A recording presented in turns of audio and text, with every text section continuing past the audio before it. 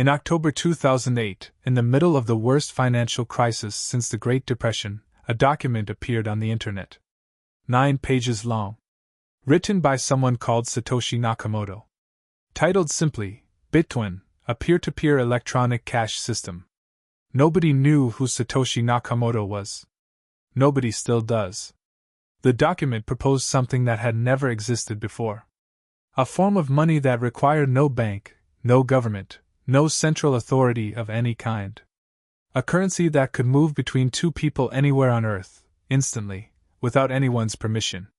Most people who read it thought it was interesting but impractical. A few people thought it was the most important financial document ever written. They were both right, in different ways. To understand why Bitcoin was invented, you have to understand what was happening in September 2008. Governments around the world were pumping trillions of dollars of emergency money into the financial system to prevent total collapse. The people who lost their savings had trusted banks.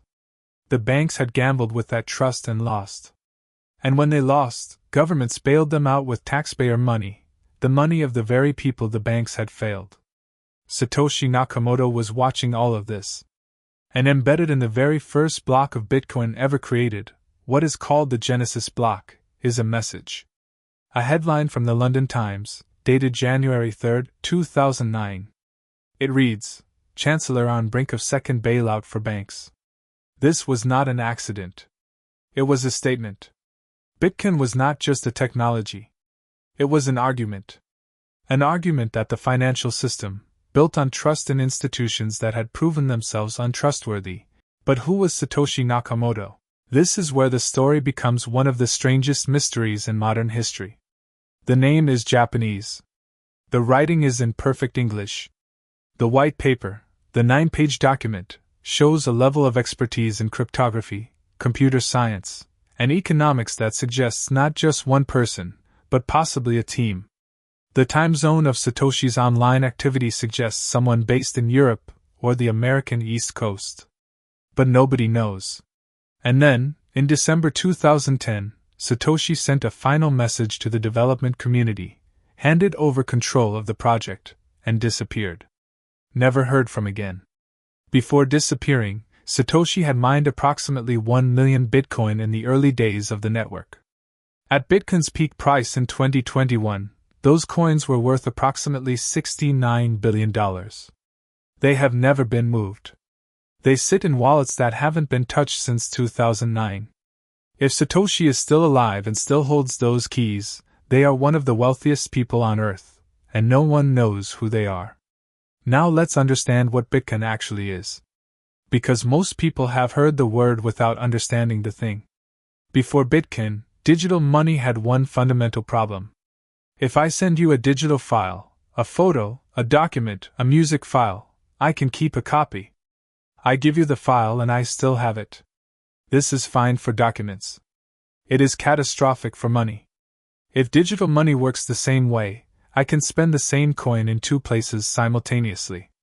This is called the double spend problem, and it is why every attempt at digital currency before Bitcoin required a trusted third party, a bank or payment processor, to keep a ledger and prevent the same money from being spent twice. Satoshi solved this without a trusted third party using a technology called the blockchain.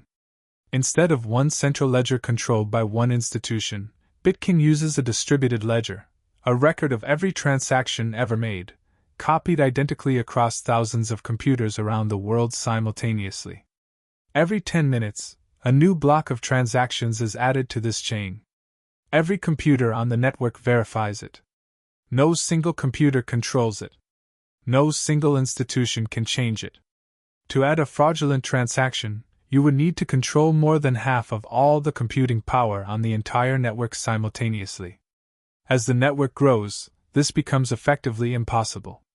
The system enforces its own honesty without needing anyone to trust anyone else. This was the breakthrough. Not just a new currency. A new way of establishing trust between people who don't know each other, and have no reason to trust each other, without any institution in the middle. The first real-world Bitcoin transaction happened on May 22, 2010.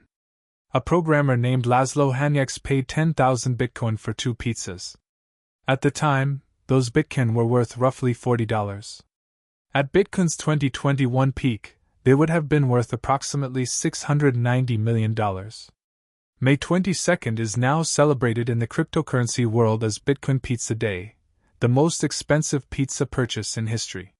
From that point, Bitcoin grew slowly, then explosively, then crashed, then grew again, in cycles that have repeated now multiple times. It went from less than a cent to over $1 by 2011. It hit $1,000 in 2013. It hit $20,000 in late 2017 before crashing back to $3,000. It hit $69,000 in November 2021. Each cycle brought more users, more developers, more institutional investors, more governments trying to regulate it, and more people asking the same questions. Is it real money? Is it a bubble? Is it the future of finance, or the biggest speculative mania in history? The answer, depending on who you ask, is yes to all of the above. What is not disputed is what Bitcoin demonstrated: that it is technically possible to create a functioning monetary system without banks, without governments, without any central authority at all. Whether that is desirable, whether trust in mathematics is better than trust in institutions, is a question that remains genuinely open. But the question itself would not exist without 9 pages posted anonymously to the internet in October 2008, by a person or persons unknown, who saw a financial system fail the people who trusted it, and decided to build something that didn't require trust at all. Satoshi Nakamoto has never been identified. No one has ever proven they are Satoshi. Several people have claimed to be.